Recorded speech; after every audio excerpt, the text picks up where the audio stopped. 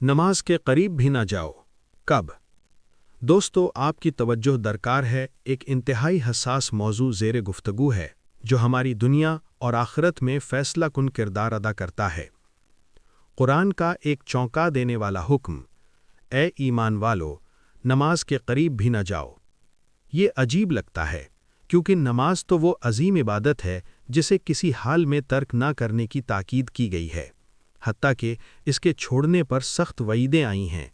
پھر اللہ کیوں فرماتا ہے کہ نماز کے قریب بھی نہ جاؤ؟ لیکن کب؟ جب تم نشے کی حالت میں ہو۔ لیکن کیوں؟ یہاں تک کہ تم سمجھنے لگو جو تم کہہ رہے ہو۔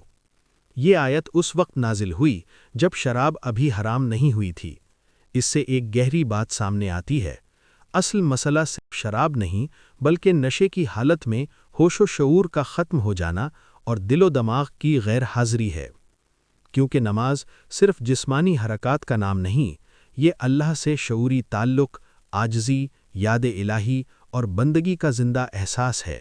اگر شعور ہی نہ رہے تو نماز کی روح ختم ہو جاتی ہے اور نماز کا مقصد ہی ختم ہو جاتا ہے۔ اب ہم اپنی نماز کا جائزہ لیں۔ اگر ہماری نماز ظاہری طور پر درست ہو مگر اللہ کی قربت محسوس نہ ہو، دل میں شوق یا خشوع نہ ہو، ذہن دنیا کے خیالوں میں گم رہے، تو پھر نشے میں پڑھی جانے والی نماز اور غفلت میں پڑھی جانے والی نماز میں کیا فرق رہ جاتا ہے؟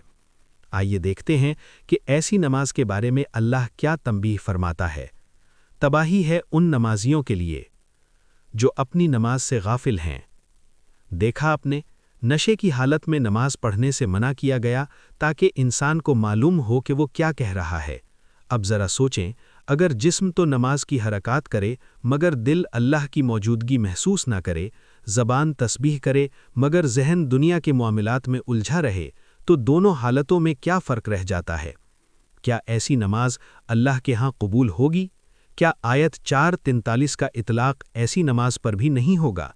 خشوع کے بغیر نماز اپنی تاثیر، روح اور قبولیت پوری طرح کھو دیتی ہے۔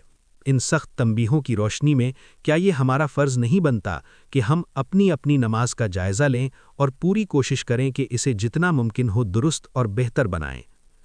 نماز کی گہرائی کو سمجھنے اور اللہ سے تعلق کیسے قائم کریں، یہ جاننے کے لیے ہمارے چینل کو ضرور وزٹ کریں۔ Thanks for watching, friends. Hope you found it helpful.